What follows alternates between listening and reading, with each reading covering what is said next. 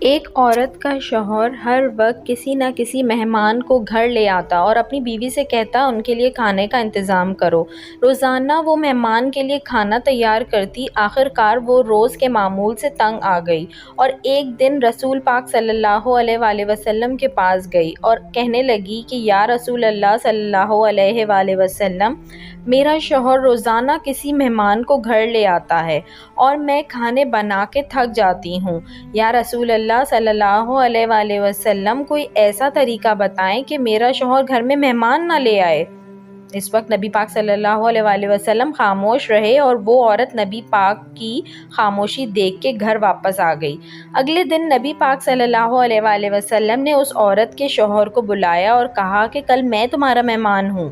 وہ آدمی بہت خوش ہوا اور آ کے اپنی بیوی کو بتایا کہ آج نبی پاک صلی اللہ علیہ وآلہ وسلم ہمارے مہمان بن کے آئیں گے۔ اس کی بیوی بہت خوش ہوئی اور جلدی جلدی سے اچھے اچھے کھانے بنانے لگی۔ جب نبی پاک صلی اللہ علیہ وسلم نے اس کے شوہر سے کہا کہ جب میں کھانا کھا کے واپس جانے لگوں تو اپنی بیوی سے کہنا میرے گھر سے نکلتے تک پیچھے دیکھتی رہے۔ اس کی بیوی نے ایسا ہی کیا۔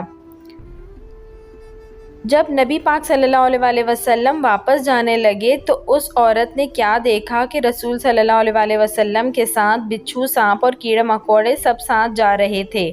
وہ یہ منظر دیکھ کر بے ہوش ہو گئی۔ اگلے دن جب وہ پھر نبی پاک صلی اللہ علیہ وآلہ وسلم کے پاس گئی تو نبی پاک صلی اللہ علیہ وآلہ وسلم نے اس عورت کو بتایا کہ مہمان اپنا نصیب خود لے کے آتا ہے اور جو مہمان کے لیے محنت کی جاتی ہے اس کے بدلے جب وہ واپس جاتا ہے تو ساتھ اس گھر سے ساری بلاؤں اور اس کے سارے گناہ ساتھ لے جاتا ہے۔ ویڈیو اچھی لگی ہو تو اس کو لائک کریں، شیئر کریں اور میرے چینل کو سبسکرائب کریں اور ساتھ ہی بیل آئیکن کو بھی پریس کر دیجئے تاکہ میری نئے آنے والی ویڈیو آپ کو مل سکے۔